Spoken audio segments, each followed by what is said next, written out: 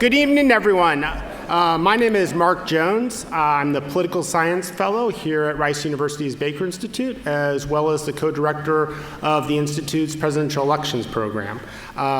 Ambassador Dirigian unfortunately could not be here tonight, so I'm filling him in for him tonight, and I'm honored to do so. At a time when Donald Trump has proved himself to be a leader unafraid of staying away from what we might call controversial issues, norms, and behavior that might be seen by some as unpresidential, we really need someone to help us make sense of these events and what's occurred so far in the presidency. And fortunately, we have Major Garrett with us tonight. He's a seasoned White House reporter, and he's done just that in this book, Mr. Trump's Wild Ride, The Thrills, Chills, Screams, and Occasional Blackouts of an Extraordinary Presidency. This is a great book, so I encourage you all to buy it and read it. And in it, Major has presented a clear-headed, straightforward account of President Trump's first year in the Oval Office. He notes, for example, that President Trump, unlike any other president before him, has made a mastery, or really mastered social media, and has been able to shape the national media conversation in a way that his predecessors have not. But ultimately, the purpose of Major Garrett's work is neither to endorse nor overtly criticize President Trump. Rather, he uses his journalistic wit and talented storytelling to really demystify a presidency that, for better or worse, has left many Americans spellbound. Love him or hate him, just like Howard Stern, people like to watch him. Major is presently the chief White House correspondent for CBS News, for which he also hosts the Takeout podcast.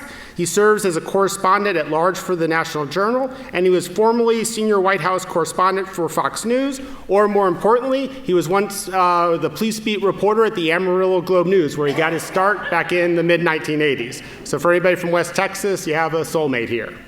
Now, as Major will discuss tonight, despite his decades-long career covering presidential affairs, covering President Trump has brought a new era of challenge and surprise to his endeavors. Overall, it is Major's keen ability to contextualize the happenings of Trump's first year in office without sensationalism nor hyperbole that make him an unparalleled voice in political journalism today, something that we sorely need. So please join me in welcoming Major Garrett here to the Baker Institute.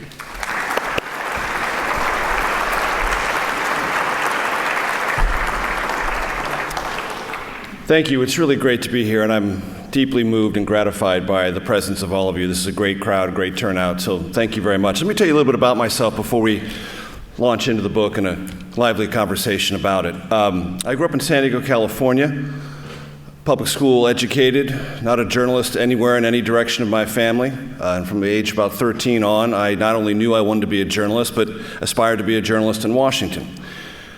And my father was born in Baytown, Texas, just a little bit north and east of here. I went to the University of Missouri. School of Journalism there is the first created in the world, first created in America. Obviously, both are true. And I went to the University of Missouri to go to that School of Journalism to learn the craft and profession of journalism. And as was noted, my very first job for pay in journalism was in Amarillo, Texas, as a cop reporter, which meant I got up at 4 o'clock every morning and I went to work and I called 26 county sheriff's offices in the Panhandle, and I worked the police beat in Amarillo and spent 2 years there doing that work, and then the last 6 to 9 months being the regional editor for the Amarillo Globe News. What did that mean? Well, we circulated newspapers all throughout those 26 counties of North Texas, the counties in westernmost Oklahoma and easternmost New Mexico. So I spent a lot of time driving around West Texas. And I think it's fair to say when I moved to Amarillo, having grown up in San Diego and been in a college town like Columbia, Missouri, it was a bit of an adjustment. And I think it'd also be fair to say I was originally very skeptical about my time and how much I would enjoy my time in Amarillo. And I was kind of at odds with Amarillo and West Texas that first year. That's no lie.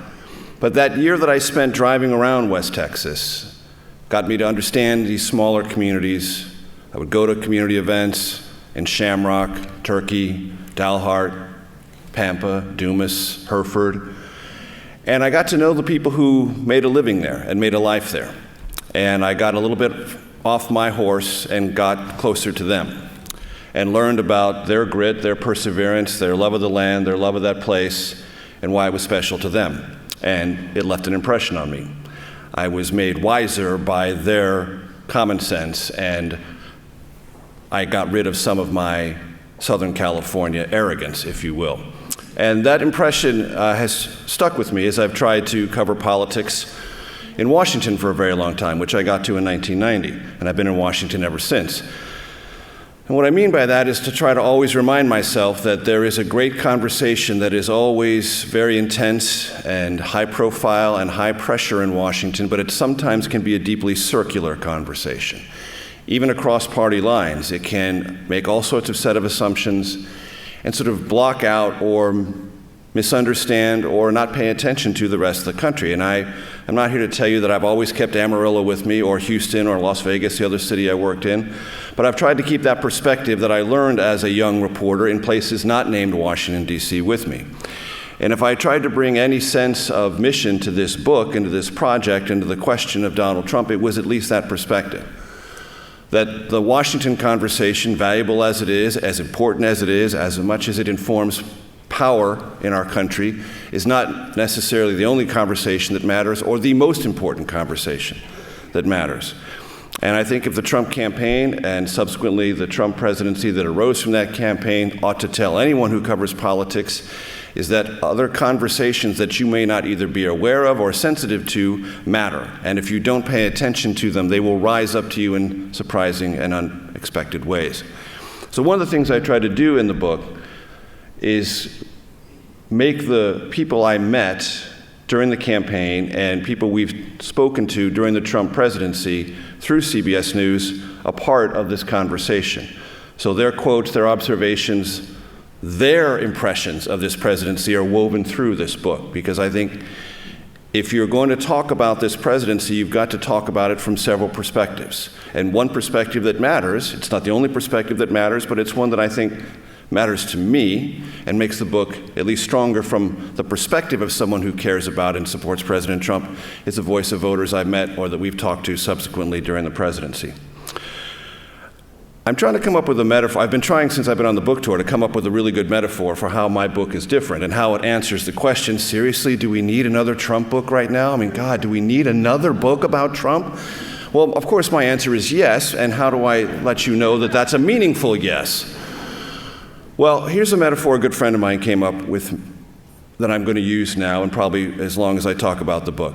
He said, look, so far, the books written about the Trump presidency have been like a restaurant review that only tells you how frequently the chefs argue with one another, how often someone slips on the floor in the back, and how often the dishes are dropped and broken.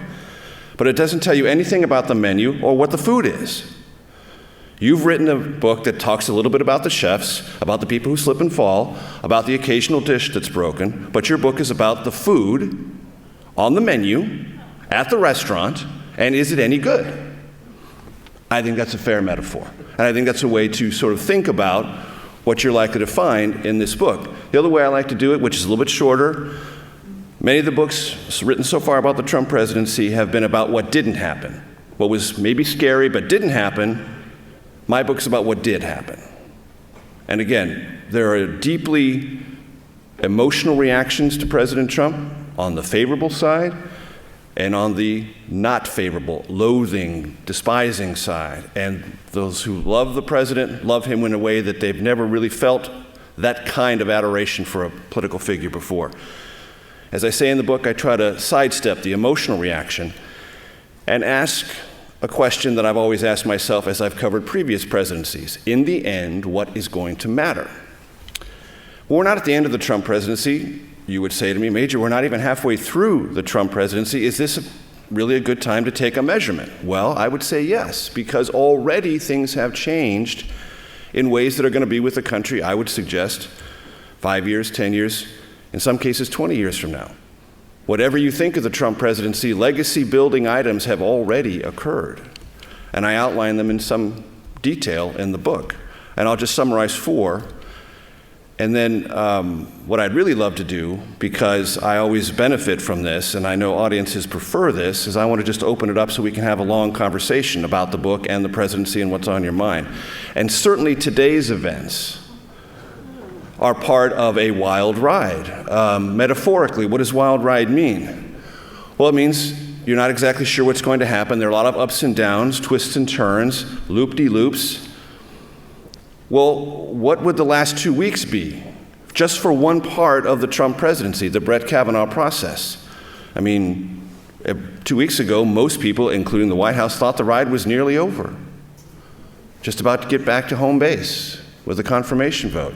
And what have we had in the intervening 2 weeks? Ups, downs, sideways, this way, loop-de-loops, and an entire riveting process before the Judiciary Committee today. That, I think, reinforces the concept of a wild ride. I chose these adjectives, thrills, chills, screams, and occasional blackouts, for a reason. They're all value neutral. You can have a scream that can be thrilling. I like roller coasters.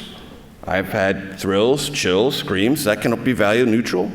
Occasional blackout. You're like, whoa, I'm so dazed by this, I've momentarily lost consciousness. That can be a good thing or a bad thing. But I think it is a summation of the collective national reaction to what we have been through and what we're going through. But to the 4 changes, let's just name 4, all at home. Whether you're a big advocate or a big opponent of the Republican and Trump-signed tax bill, it's the biggest change to the federal tax code in more than 30 years. If you're a corporation, your orientation to the federal code is completely different, and decisions you make for the next 10 years, maybe 20 years, are going to be influenced by that change. Same thing if you own a small business. Same thing if you own a C Corp, meaning you have a small business, but you file personal income taxes on it. In the same spirit, this presidency has already been more aggressive in terms of changing and ending and rescinding federal regulations than any presidency since Ronald Reagan. And it has done more in terms of removing federal regulations at a more rapid pace than Reagan did. Certainly in his first year and a half, and I would probably argue they're on pace to beat maybe the entire 8-year Reagan presidency. And I go into great detail in a whole chapter about deregulation as to why that's true. Let's look at the federal bench. Brett Kavanaugh's fate is in the balance right now. We don't know what's going to happen, but already Neil Gorsuch is on the court. In the first year of the Trump presidency, not only was there a Supreme Court justice nominated and confirmed, but 12 federal appellate court justices were nominated and confirmed. That's the highest number for any president in American history.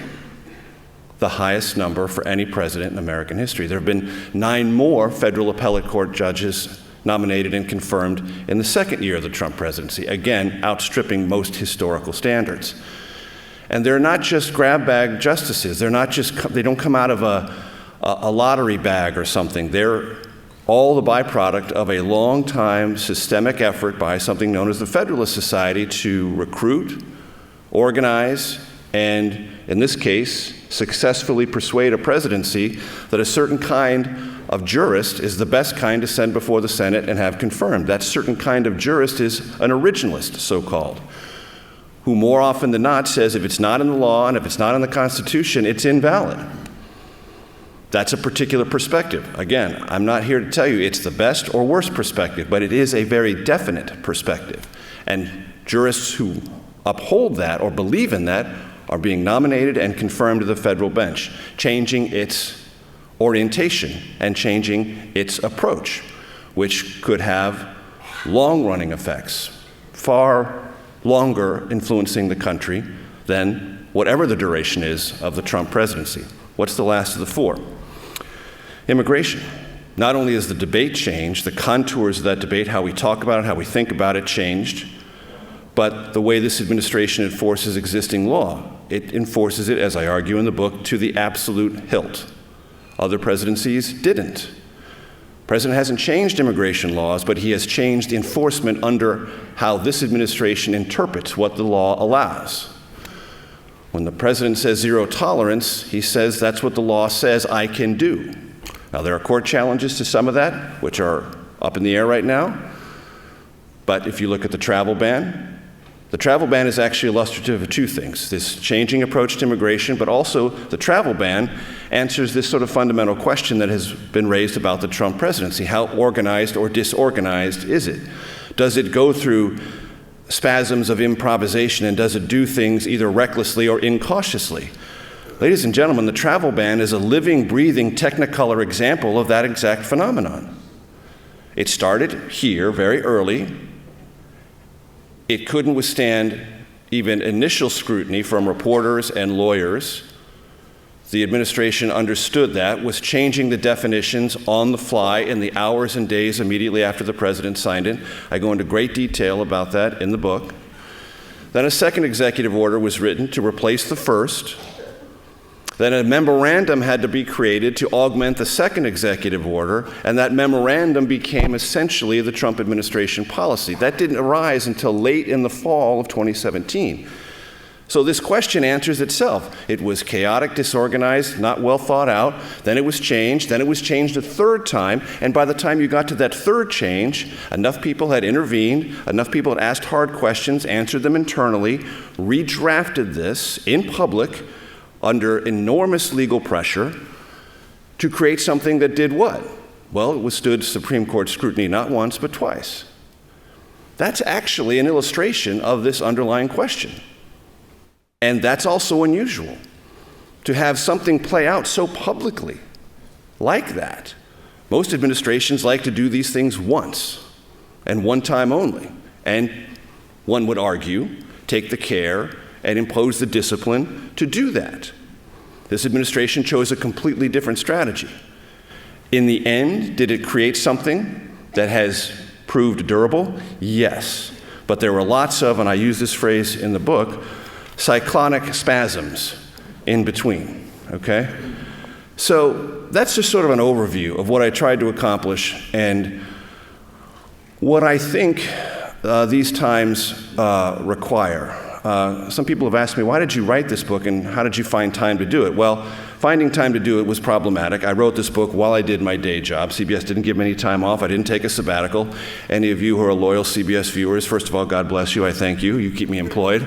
But second of all, you noticed I wasn't gone for long stretches of time. So I wrote this book on my weekends, my mornings, my evenings, whenever I could. And part of the reason I did it was my own sense of therapy. We all need therapy in certain respects. I needed a sense of professional therapy because I felt, and this is a reality, that my nose was pressed up against the metaphorical glass of the White House every single day. And I wrote the book to sort of answer my own underlying question, amid all of this mania, what matters? I don't have a unified answer to what matters. I haven't touched on everything that is probably going to matter most. I tried to pick out 10 or 12 things that I think, based on my experience, we're all going to be living with and historians are going to be debating for a very long time and are going to constitute the foundation of something that you might call a Trump legacy. And as I write in the book, legacies can be great or they can be awful. I will leave it to historians to decide what this legacy is. But if you think of a foundation as something made of stone or bricks, you have to have bricks to build it in the first place. So I've tried to find the bricks, explain how they were made, show what that reveals about the president's tendencies. What did he do when he failed? What did he do when he succeeded? What are the things that he set in motion that we still don't have a verdict on? And then back away, which that's the only thing I know how to do as a journalist. I think it's our number one calling, and we don't have any other calling than that. There are lots of people who are much more experienced in political science. My wife is one of them. She has a PhD in political science. Historians, they're very adept at finding large patterns and structural pendulum swings. I do a teeny bit of that, but mostly I just lay it out as a journalist. One thing I think you might find interesting and helpful and attractive about this book is it's all on the record. What I mean by that is everyone is quoted by name, by their title. And the White House has had the book for 2 weeks. Not a peep.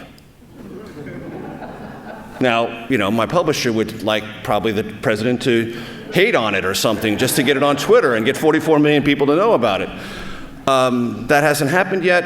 My point is that when you're dealing with a topic like this and the White House doesn't cooperate, which it didn't, I got the same treatment that Bob Woodward did. I went through all the same channels, talked to all the same people. Found out later the president was very upset he didn't talk to me, as he apparently was very upset that he didn't talk to Bob Woodward.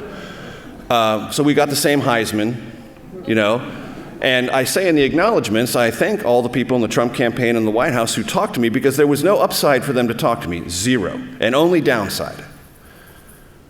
But because of my reputation, because of their sense that I was actually doing what I said I was going to do, they took the chance. So everything in this book is on the record. It has its own journalistic verification process. And I don't know how to do it any other way, and I believe in times like this, that makes it different, and I hope special in the marketplace. So that's my introduction. I'm so grateful you're here. It's deeply meaningful to me that this topic and this book, especially on a day like today, can even attract any attention. So I'm so happy that you're here, and the microphones are there. Please line up, ask me anything at all, and again, thank you so much for being here.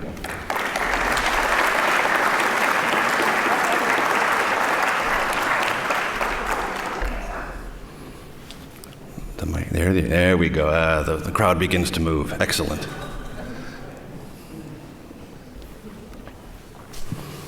Yes, sir. What did you think when Donald Trump said that the news media is the enemy of the American people? I thought that was absolutely outrageous and horrible. It is outrageous and horrible. I mean, there's no other answer to that. And believe me, you don't have to be a journalist operating in America to say that or think that. And I don't think the president understands how much that will influence everything ever written about this presidency, because no American president has ever said that, thought that, expressed that in any sort of way.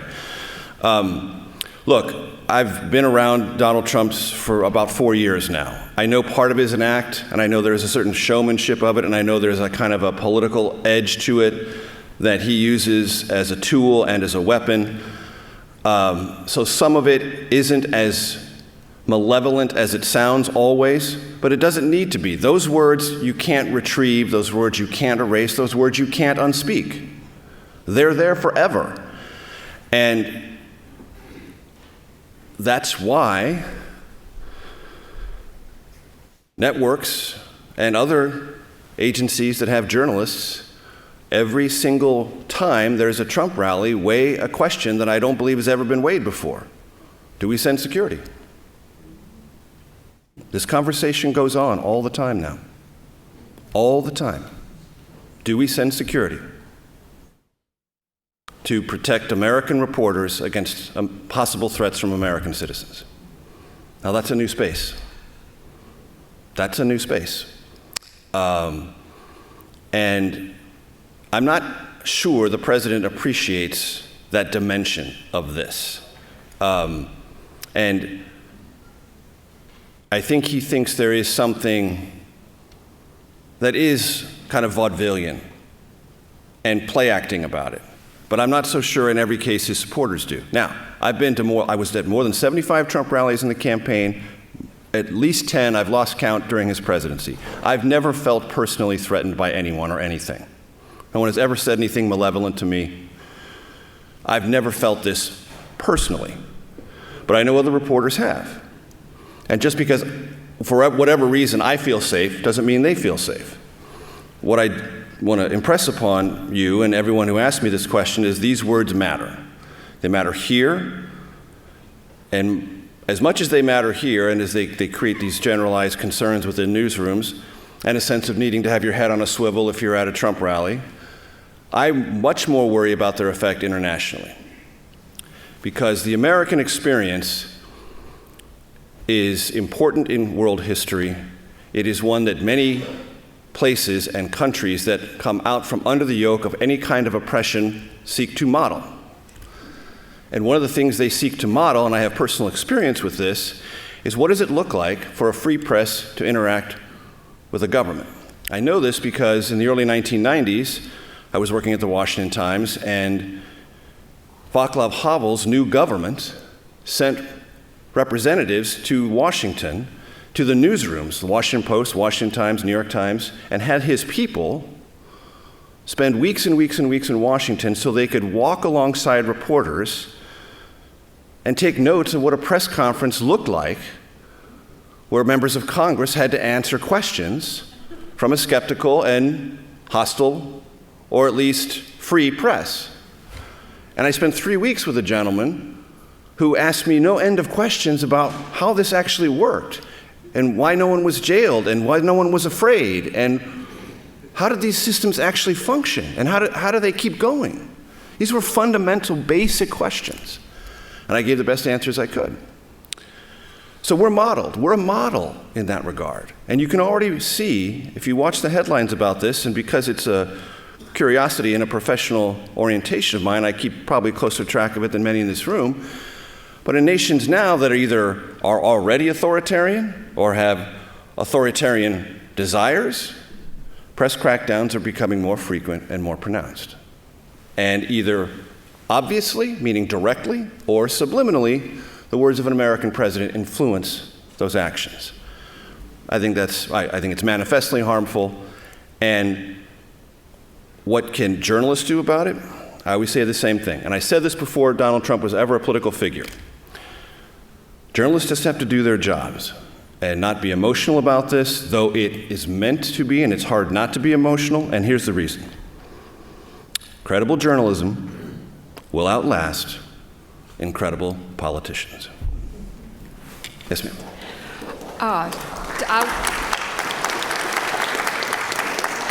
Donald Trump is one hell of a showman. Mm-hmm. This would make a great Netflix series.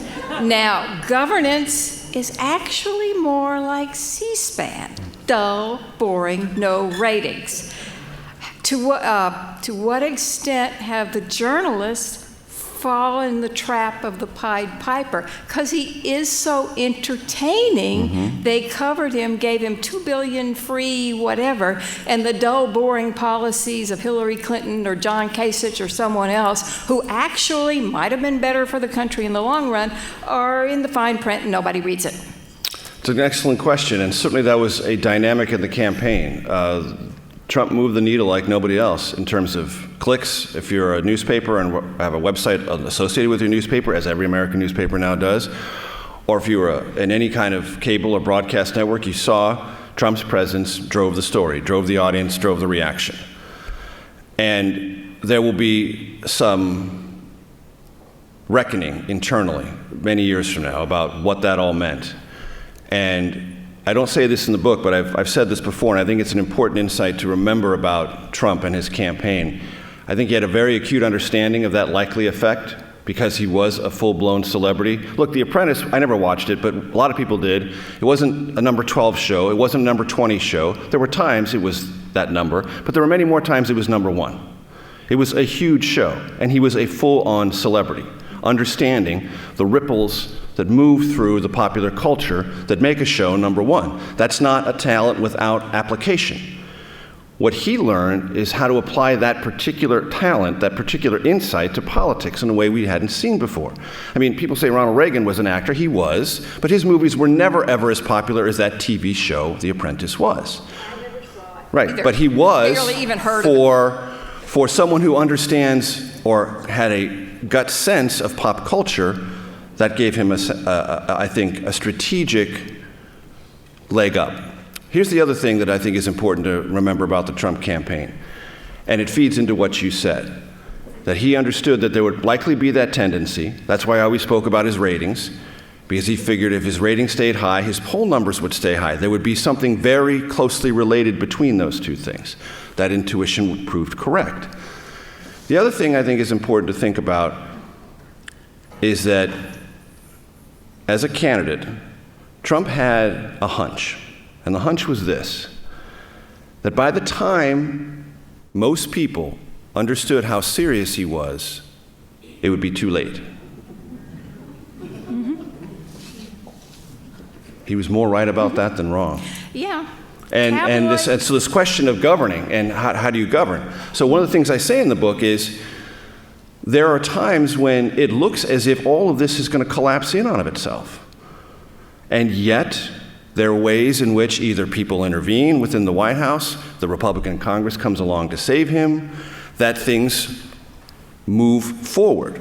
I talk about the things that move forward and got done in the first year, and then I make a very lengthy point about the second year, which was not defined by one boring thing about governing, a 51 vote majority in the Senate, can get a few things through. The few things that you can get through, they've gotten through. Those days are pretty much numbered. They're over. You need 60 votes now, which means you need a bipartisan arrangement. You need an actual deal. An actual deal where both sides are agreeing, not a one-sided deal, which is what most of the accomplishments so far have been. Republicans agree, president pushes it through, so on and so forth. The deal part, bringing the other party in, hasn't happened. And lots of things are just inert. And that's the other part of governing that I say in the book.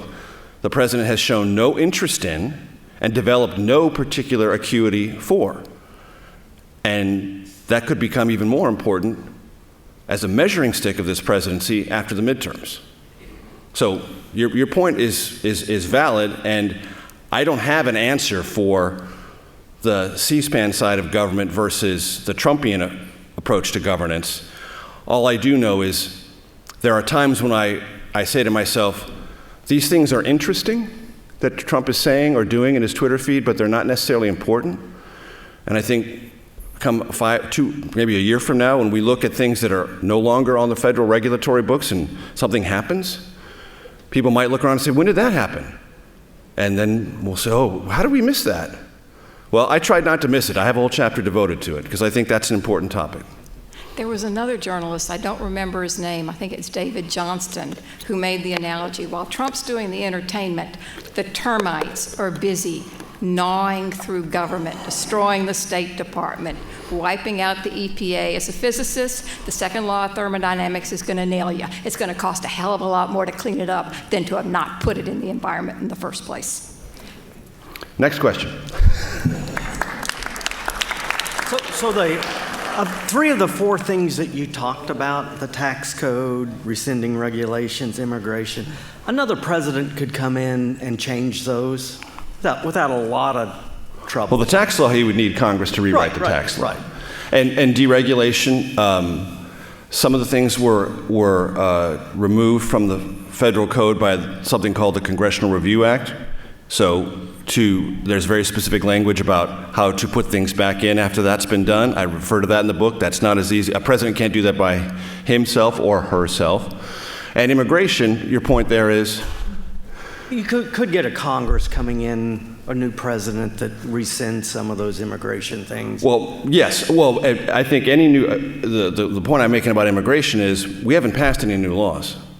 This is all interpretive of what the law says and how aggressive you can be in enforcing it under what you say, what you read the law to be. And George W. Bush didn't enforce it this way. Barack Obama certainly didn't enforce it that way. So there's lots of discretion. President Obama talked about that all the time. Prosecutorial discretion under immigration law. Yes, well, President Trump also reads it as prosecutorial discretion. And he amps it up in the other direction. So those things are within the power of Congress and a president to change in the future. Sure. But if you go to international relations, it is not up to the United States to come back in and say, oh, we're going to treat NATO like we used to. We're going to come in and do all these things. You have to get the other countries who now think we're not a reliable country. So yeah, can you undo that? Right. Did you look at the legacy on the foreign policy side? Yes, in two respects. I have a chapter devoted to North Korea, and I have a chapter devoted to Saudi Arabia and the Middle East. Someone asked me the other day, what's the biggest surprise of covering the Trump White House? And I said that the first trip as president for Donald Trump was to Riyadh. I mean, ask yourself, seriously, he's in South Carolina.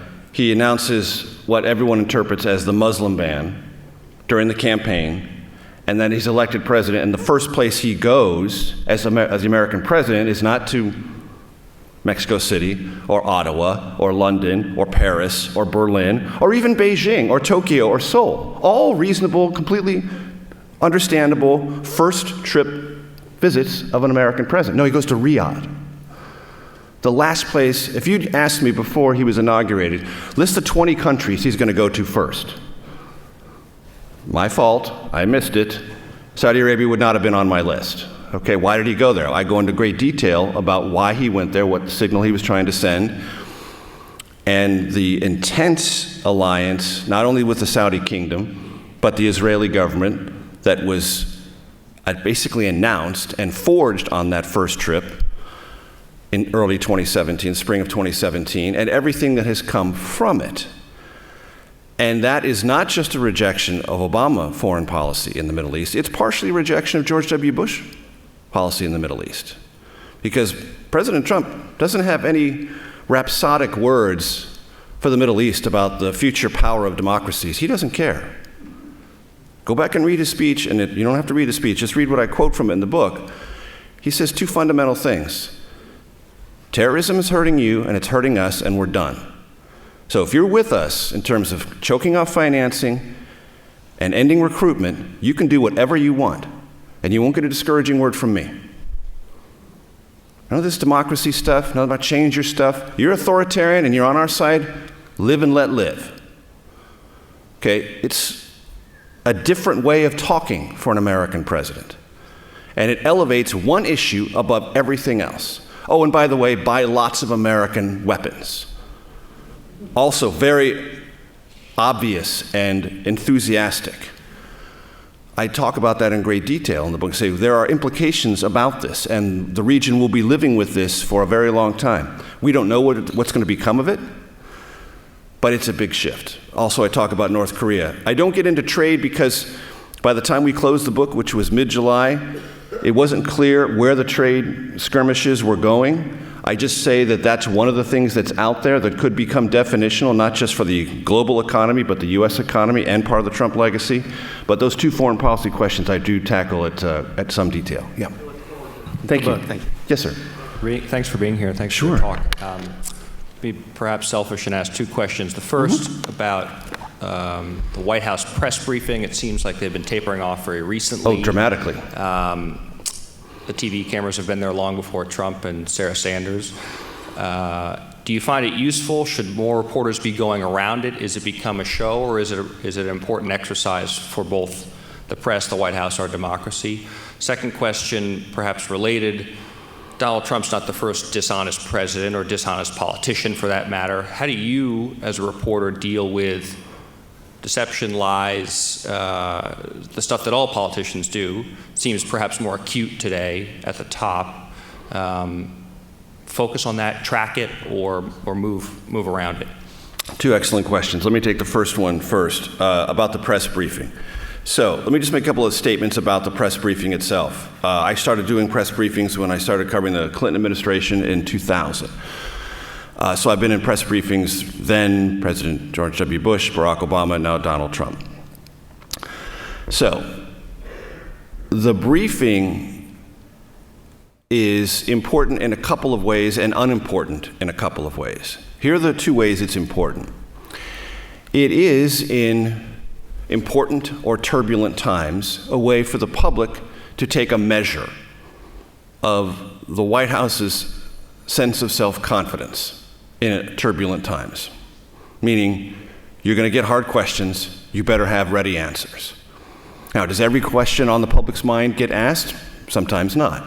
But lots of questions do get asked, and the longer the briefing goes on, there's more chances for follow-up.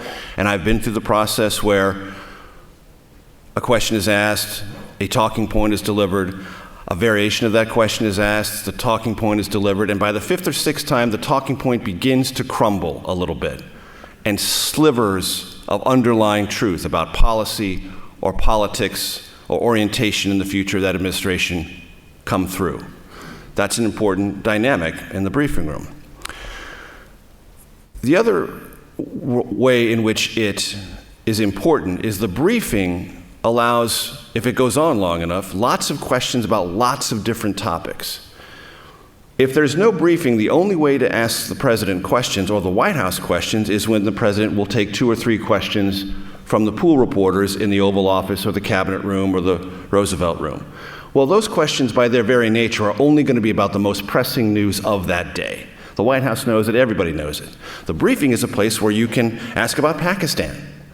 You can ask about some obscure element of the debt calculation. You can ask about family medical leave, and the White House better have an answer. So lots of things get thrown into the mix. So when you don't have briefings, first of all, you don't have this demonstration of internal White House self-confidence, turbulent times or placid times. Here are answers. Here's the things we're thinking about. And you don't get the chance for the follow-up and the long-form discussion of lots of issues. Here are the downsides of the briefing. Sometimes it can be tedious, and sometimes this repetitive process of asking the question 7 times doesn't yield a different result, and it just looks and sounds tedious. And then you have the showmanship part of it. Some reporters love to play for the cameras. That's nothing new. Sam Donaldson did it. Lots of reporters before my generation of reporters did it, and sometimes made great careers out of it, okay? That's not me. It's not my tactic, but some other reporters have made it a very good and useful tactic for them. But that can be tiresome for the White House, for viewers, and quite frankly, sometimes fellow reporters. So it's not a perfect construct. And as I've said 100 times, and I'll say it as long as I'm covering the White House, if the daily briefing is your principal source of information about any White House you're covering, you're doing it completely wrong. Every White House holds back information and only wants to admit the minimal about something it hasn't yet announced. So you've got to find information from elsewhere, bring it into the White House, and pound to get fresh information out. Fresh information is not the place where the briefing really lives. You've got to get that as a reporter in other ways. So reporters who come to rely on the briefing too much are taking a kind of easy way out. So it has a functionality, but if you lean on it too much, you're not being as good a reporter as you could be. How do you deal with deception from politicians? You're right, Donald Trump's not the first politician to lie to me. As I used to say, one of the great joys of covering Congress, which I did for many, many years, about 15 years before I started covering presidents, was you got to stand in very fancy, historic marble hallways on the other side of locked, gorgeous wooden doors, waiting for someone to walk out and lie to you. That's what it was like. So what do? You deal with what you know is verifiable, what other sources tell you, and you try to render on every given day the most coherent and verifiable version of that day's truth. Okay? That's true with every political figure I've ever covered. Trump makes it more challenging because he's kind of more flagrant in his exaggeration and more flagrant in his disregard for things that he knows to be factual but wants to make a larger point, or wants you to argue about the underlying facts so he gets a message out there that sort of supersedes the argument about the facts, because at least we're talking about something he wants people to be talking about. And there's a certain aspect of it, and I talk about this in the book, where he knows his supporters don't care about the underlying facts, whatever they may be. They think Trump is onto some larger truth, a larger truth that's been important to them for a long time, and they're happy to have the argument about the larger truth. Trump gets it out there. He's bold. He's aggressive. He doesn't take any crap from anybody. I can't tell you how many times I heard that on the campaign trail. And I would say, but he's wrong. I don't care what he's wrong. Forget the stupid facts. This big issue. He's shining a big light on it. Damn it, that's what we need. Okay, that's their truth. Not my business to get in the way of that or try to talk them out of it. I was just trying to listen. But I think there's an aspect of that. Not a method in the madness. I don't try to ascribe that kind of Machiavellian approach to political figures. But I do think because Trump has this sense of the media and how it operates, he's willing to fade that heat, willing to be accused of being a liar, to drive something that he thinks in the end will work net more to his benefit than his detriment. So that's my best on those two. Yes, sir. Major Garrett, welcome to Houston. Thank you. And speaking hopefully for the crowd, we really appreciate what journalism is doing, particularly under this administration. So thank you very much for you and all your profession do for us. My question is about Brett Kavanaugh's performance today. You hinted at it, and I think you're a bit familiar with what I would call his temper tantrum and meltdown. What's your impression, and what do you think the chances are of his being confirmed? So, I watched everything from the hotel today, the morning session and the afternoon session, and it was a microcosm of the systematic, the superstructure behind the hearing. What's the superstructure behind the hearing? White House and a Republican Senate that considers it an imperative to place a second Trump-nominated nominee on the Supreme Court. An imperative. not an option, an imperative, a time-sensitive imperative. Because Republicans do not want this process to slip on the other side of the midterm elections, even though they'll still have the same vote numbers that they have now. They fear the political atmosphere will be more negative as adjudicated by votes cast and counted across the country, which possibly could make some Republicans less willing to go to the mattresses on behalf of any Supreme Court nominee from the Trump White House. And if they lose the Senate, which I'm not predicting will happen, I'm just saying they're more anxious about it than they were, let's say, 6 months ago or even 6 weeks ago, then they have a very real sense that a democratically controlled Senate won't fill that seat. And why do they know that?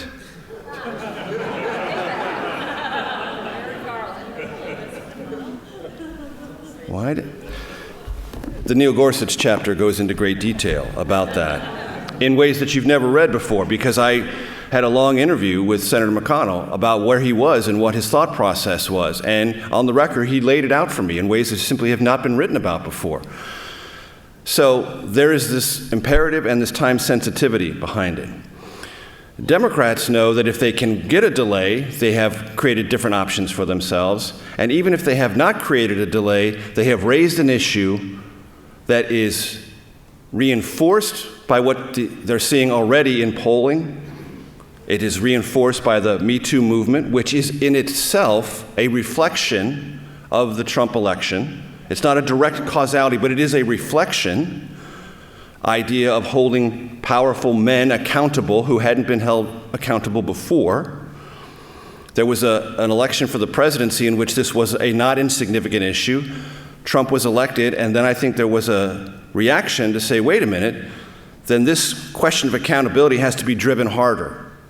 And that's a reaction, not a direct cause and effect, but it is a part of the reaction. So the superstructure is imperative, time-sensitive for Republicans, lock arms, a need to see Kavanaugh defend himself aggressively without any equivocation, with as much specificity as he could provide, deflect everything about an FBI investigation, deflect everything about anything that could constitute or create delay, and see if you can hold the line. See if you can hold the line. The Democratic strategy and everything about Dr. Ford's testimony was create doubt, create an impression that something bad happened, that Kavanaugh is not credible, and that the political risks of living with this imperative, this time-sensitive imperative, are now greater than the imperative itself. That's the superstructure of the hearing. That was the superstructure before the hearing, and that superstructure has not been touched by the hearing. What we don't know is which part of the superstructure is now stronger after 10 hours of public testimony. We'll find out in the next 48 hours. Yes, sir. Thanks for your talk. The country, I think, has been more polarized or divided than any time I can remember in probably any of our lifetimes. I think in the introduction it was said that you had worked for Fox News for a while. 8 years, yeah. And I'm just wondering if you could give kind of an insider's view on if you think Fox News has contributed to that polarization and division. Yeah. So it's a good question. That's what I've gotten before. It's not a bystander, that's for sure. Neither is MSNBC. Neither any of the countless websites or podcasts or radio shows that have become definitionally pandering in their ideological approach. That has proliferated. Fox set the business model for that. There's no question about that. In the annals of American media, Fox will be forever associated with creating a business model around a prime time of ideology, essentially telling the world in a 24-hour news network the news stops at 7 p.m. Eastern. We literally stop talking about the news and we start traffic in opinion. And then we repeat that opinion on a loop until 6 a.m. the next morning. That's a business model. Nobody knew if it was going to succeed or not, but Roger Ailes had a sense that it would. It has, and it did. And now, when I was at Fox, 2002 to 2010, my boss was Britt Hume. At that time, no ideologue he. He'd come to Fox from ABC. He was one of the best bosses I've ever had. And all he ever told us was, just play it down the middle. That's where the easy money is.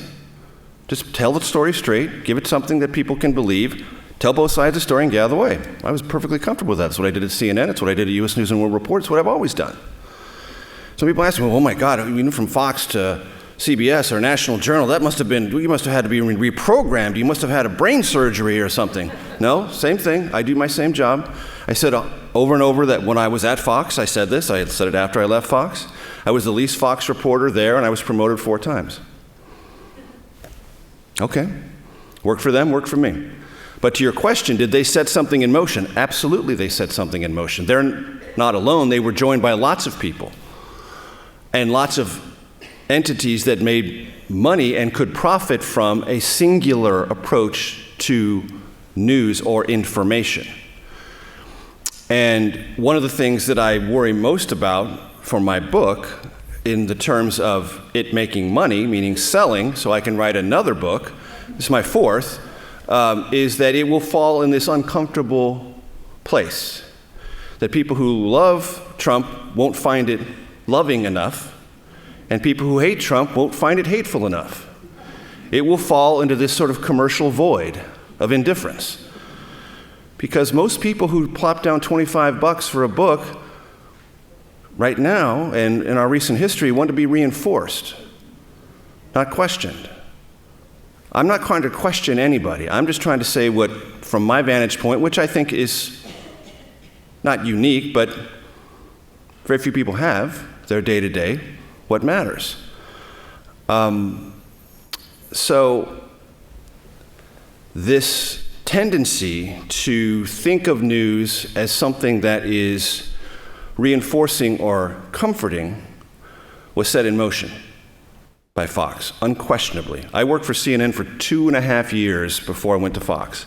CNN got rid of me, fired me, not for cause. I didn't do anything. They just made a decision, which TV networks are entitled to make. But it was kind of a moment where my firing, struck the New York Times as quite odd. And they wrote a story about it, the spirit of which, if there's no room for a journalist like Major Garrett at CNN, what the hell's going on there? It's a great story. I felt like I wrote it myself. I didn't. I just gave him a picture, but I'm like, this is going in the scrapbook, folks. So Fox set in motion this idea that news could kind of be comfort food. And I tell people now, when they ask me what to believe or who to believe, I don't have a unified answer for that. And I know people's lives are so busy that I can't say, well, go look at every source and decide for yourself. All I can say is this. If, in your news consumption patterns, from the time you wake up till the time you go to sleep, the news you consume leaves you with a feeling of reinforcement, contentment, and happiness, you're doing it wrong. I've lost track. Which side were we on? I mean, I'll defer to him if you want. want. Okay, here we go, sir. I'm sorry. And then My question involves political parties.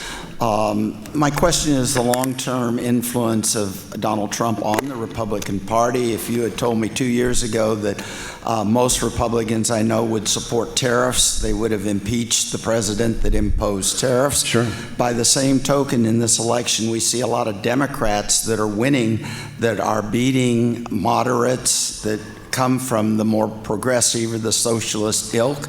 My question is what you feel like about the influence on current politics on these parties, and can a third party exist without a particular leader on an ideological content? We've always had ideology, George Washington, Teddy Roosevelt, sure, whatever.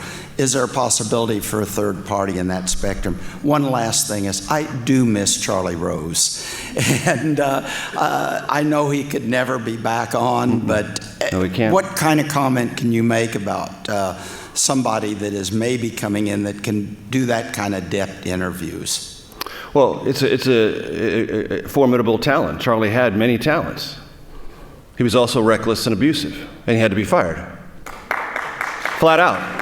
And I wish Charlie hadn't done it. I wish Charlie hadn't lived his life that way, because I spent most of my career looking up to him.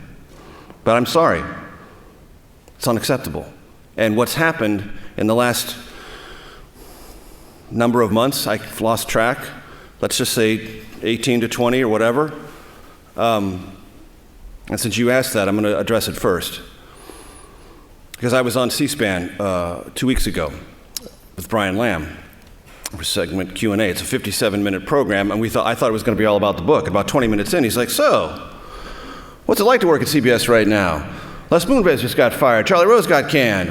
What do you have to say about all that? I'm like, can we get back to the book, please? I'm still working there, you know? So here's what I said, and it's what I fundamentally believe. And part of the information I have for this perspective is I was blessed, as everyone is, by a tremendous mother who I love greatly, my sainted mother who passed away several years ago at the age of 83. Every mother's great, but my mother was particularly great for me in this respect. She had no college education, yet she rose to be an engineer at AT&T. She was a long-distance telephone engineer. She started as a telephone operator, fired 3 times for the sin of becoming pregnant. Because in the 50s, pregnancy was a fireable offense. I see women in the audience nodding. They know what I'm talking about. I'm not making that up. And you had to reapply for your job every time you stopped being pregnant, you audacious married human being.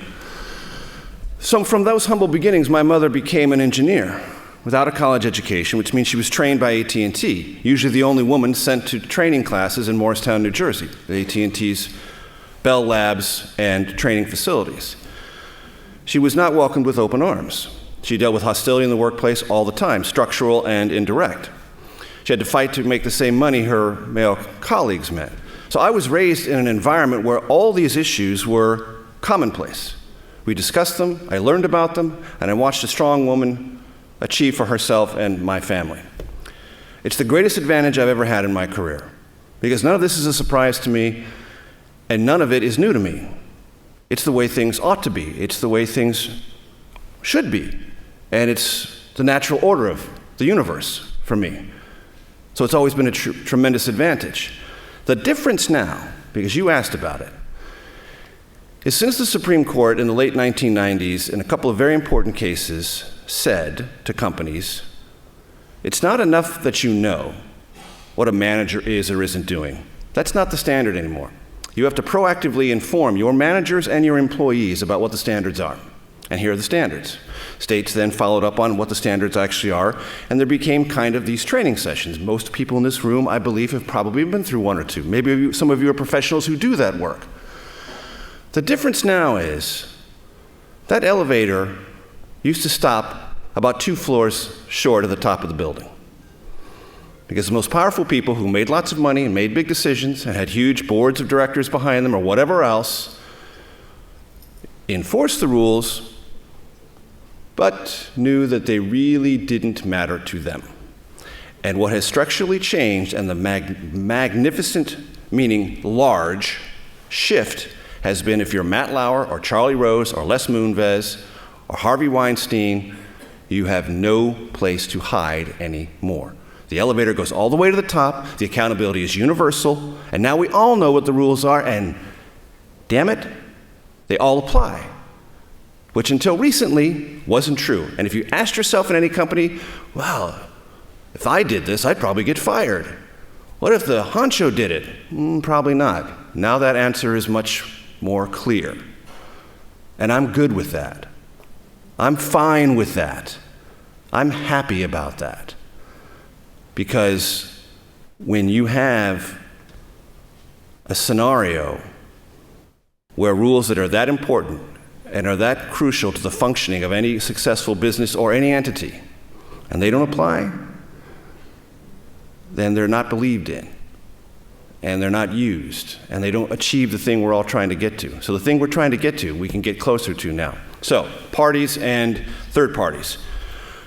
The sense that primaries now are debated on harder edges of the political parties is obviously a truism. I don't need to explain that to anybody. And primary voter participation, though a little bit higher in this midterm cycle, is still much lower than general election. So you have fewer people making bigger decisions because as they decide who the nominees are, they're influencing the way those nominees, if elected, actually act and feel they have the ability to decide things in politics. Because if you're elected by a primary electorate that's hard right or hard left, or perceived to be, they didn't send you there to shake hands. They sent you there to fight for the things you said you would fight for and fight hard for them. So that creates this sense of polarization. What's interesting about this cycle is that a lot of this activism and a lot of this ideology talk seems to be less important than the one dominant conversational topic, which is the president and the reaction there too. Positive or negative? That seems to be the big question. Are you with Trump or are you against Trump? And other things seem to be of lesser value, and polling data that the parties are seeing about issue ads they run or other personalities like Nancy Pelosi or somebody else there's not as much traction. There seems to be one dominant question in this race, in this midterm cycle, which is an interesting way of reinforcing one of the points I make in my book, where I describe Trump as a proto-partisan figure. He is bigger than the Republican Party or the Democratic Party. He is this either life force or this force that is present in our lives psychologically all the time. And we have either a psychological / emotional, but not always ideological response to Trump. And the Republican Party is still trying to figure out what to do with his presidency and what to do with this political phenomenon. The Brett Kavanaugh decision is going to be central to figuring out just how reliable Republicans want to be with Trump. Because he's calling them right now, if you're not with me, you're dead to me. Well, Republicans are right now asking, the ones who are on the fence, what's my better and brighter political future? With Trump or dead to Trump? Again, back to my answer a few minutes ago. We're going to find out in about 48 to 72 hours. Third party, real quick. The first presidential campaign I covered was 1992. People forget this, but in April of 1992, Bill Clinton wasn't in the lead, and George H.W. Bush wasn't in the lead. Who was? Ross Perot. Absolutely right. Did Ross Perot win? No. Did he flake out? Yes. Did he drive an important debate that got both parties' attention? Absolutely. A wealthy person with an eccentric background, because that's what wealthy people are called, by the way. Eccentric. We don't call them any of those other negative words. Eccentric is what we call them. Drove a set of issues. One of them was trade. That one didn't take on, but debts, deficits, what are you doing about the future of our country? That drove a conversation. Big time. Charts and graphs and all that sort of stuff. And both parties tried to figure out a way to adapt because neither got to 50. I mean, H.W. Bush he lost almost 22 or 23%. I know I could find the numbers, but a lot. Bill Clinton came in at 43%, and there's Ross Perot at 19. He's like, hey, there's a voice out here. You better pay attention to it. Is it any accident that within a few years there were structural surpluses and we were paying down the debt? And the 2000 campaign went through these extravagant debates over a lockbox for Social Security. Do you remember the Social Security lockbox? Someone mentioned that governing is boring. Oh my God, what's more boring than a Social Security lockbox? I mean, not in practical terms, but I mean, conceptually. It's just not sexy. But we had it. One of the reasons we had it, I'm not saying the only reason, but one of the reasons we had it is a really wealthy guy who had never been involved in politics stood up and said, I'm going to spend a lot of money, and if you like me, get me on the ballot, and we'll see what happens. To coin or to quote one of the president's favorite phrases, we'll see what happens. So a third-party figure has to have a lot of money, flat out. Third-party figure, to be successful, has to have a ton of money that they're willing to spend down on behalf of whatever it is they want to talk about. And if they do, and if they talk about things that are simultaneously of interest to a part of the electorate that doesn't feel whatever that is being addressed by the major parties, there's a path, there's an opening. Ross Perot proved that. Will there be another one? What is Mike Bloomberg going to do? Schultz from Starbucks? I don't know. But we do have some not too distant history that tells us it can change things, and it can change the course of at least a domestic presidential debate. Over here, sir. Hi. Talking about your Fox News background and some of the things we've kind of noted on today. So, Trump is brilliant, right? He's very good at controlling and framing and keeping a conversation. But it seems like, at least in a lot of the media coverage, it's kind of all over, kind of incendiary, kind of super reactive. and it maybe loses some of it, of what really matters.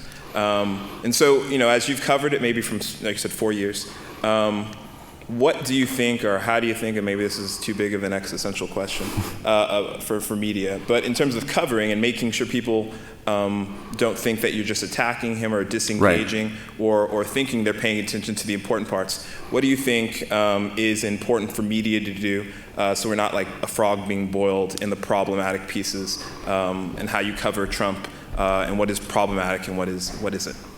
Yeah, so that's a heavy question, and it's very existential, and I'll give you a partial answer, because I think about this all the time, and I will tell you the answer is being talked about and debated all the time in newsrooms. The Washington Post, New York Times, Wall Street Journal, LA Times, every newsroom, cable, broadcast. If you're a broadcast network like CBS, we have two major shows, a bell cow show in the morning and a bell cow show in the evening, and then we have CBSN, our digital platform, that does a lot of live coverage and then a lot of news coverage during the day. One thing that CBSN does not have, if you're not familiar with it, is we don't have any guests who come on and argue. We don't create phony fights, and we don't create talking point scenarios where people just sit on stools and recite their talking points, and it's one Democrat and it's one Republican, we all pretend everything's fine. Or it's a big fight and we just want to grab the audience's attention. It's either live or it's news, that's all. So, to add one part of an answer to your question is something that Politico started doing more than a year ago, and I write about this glancingly in the book.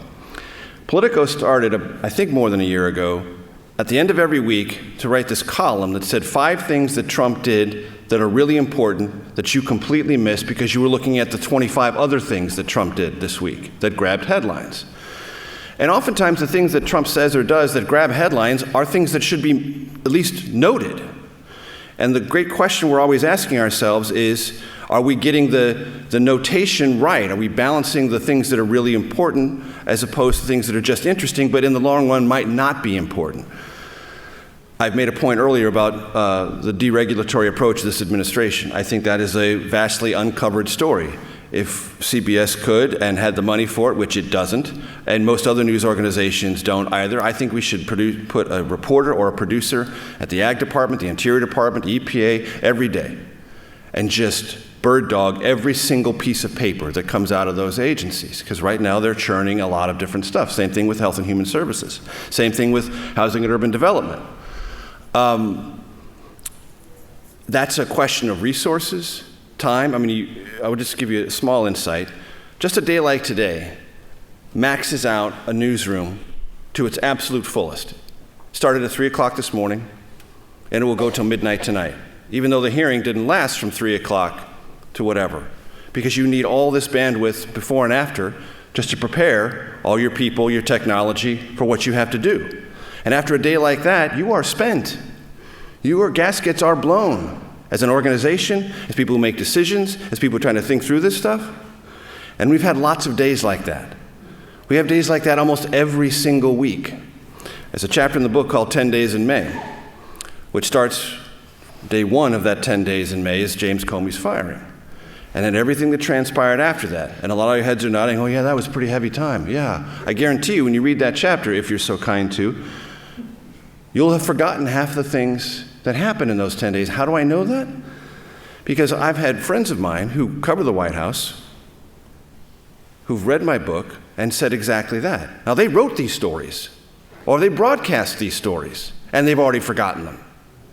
Okay? That's what happens. So it's a huge struggle. It's an enormous existential issue. And I will just tell you, and I appreciate the gentleman a moment ago who said, thanks. We appreciate the appreciation. We genuinely do. We're doing the best we can. But it's a conversation I have with my White House team each and every week. How can we do this better? How can we create something that when we look back on it 6 months from now, we can say with some degree of confidence, yes, there was this shiny thing over here, and we went over here. And the shiny thing is hard to ignore, especially on television. Don't think it's not. And we're struggling with that. We're just doing the best we can. But I appreciate the question, and I will always keep it in the back of my head. Thanks. Sir. Donald Trump came into the White House without any serious political background. He was sort of a clean slate. At one time, he was a Democrat. Oh, he had ideas about trade. and our relationship economically with the rest of the world, how much has Stephen Miller influenced him? And has Stephen Miller, as has been reported, taken control of the bureaucracy? And will Stephen Miller talk to reporters on background?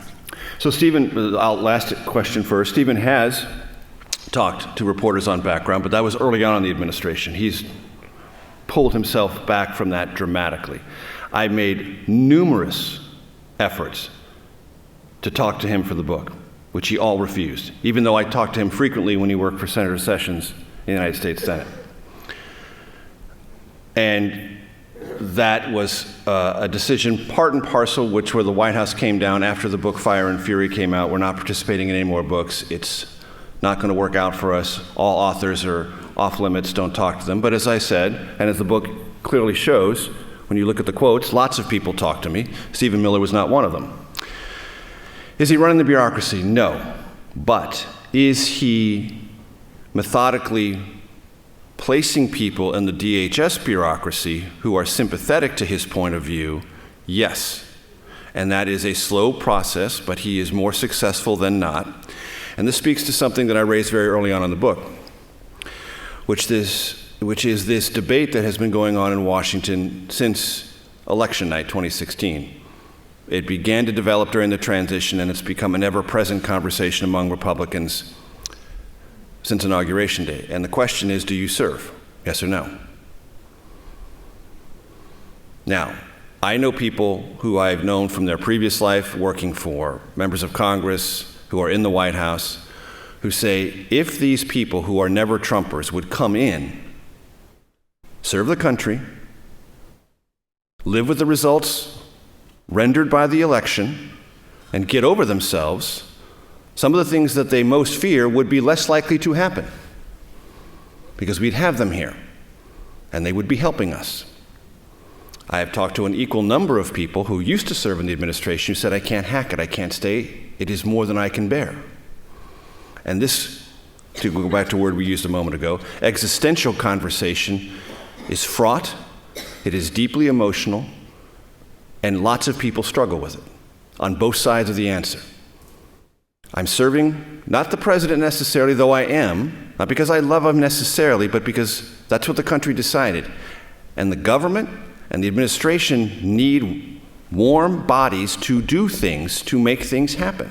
Or, in some cases, which I write about in some detail in the book, prevent things from happening, slow them down, put them on a shelf, take the calculated risk that Trump will forget about it, which more often than not he does, okay?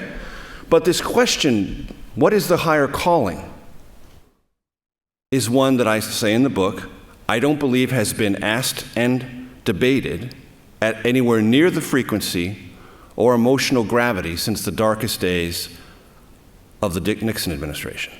I'm not saying Trump is Nixon, I'm just saying this question, what do I do, why am I here, and who am I serving, or what am I serving,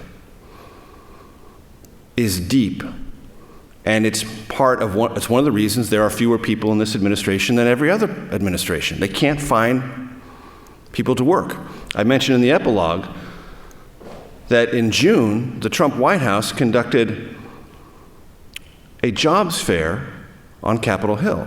Now, it's not the first jobs fair for any presidency. The Obama administration had one, but it was a very specifically tailored minority outreach with a very specific goal. It's not because they were bereft of people or not having enough people. They were trying to create a different flow and different set of opportunities. That's not what the Trump jobs fair was. The Trump jobs fair was, we need bodies, and please send in your resume.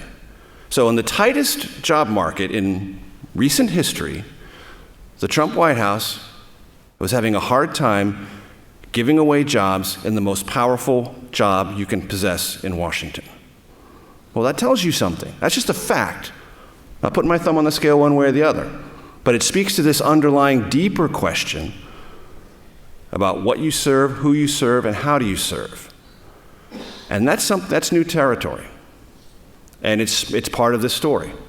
And it's part of the ongoing story. One last point on that. The White House and the administration also exacerbate this problem with their sort of anti-Trump mania. So people who do apply for jobs who say, all right, I'm going to serve. If there's anything on their social media page, anything at all, that is nominally or specifically negative, they're washed out. The administration makes it more difficult to create a different atmosphere or a different conversation. Some people can hurdle that. Some people have gotten over that and served in positions and are doing things. A lot of people can't. But this whole internal conversation is why this administration has far fewer people working in its harnesses than every other administration.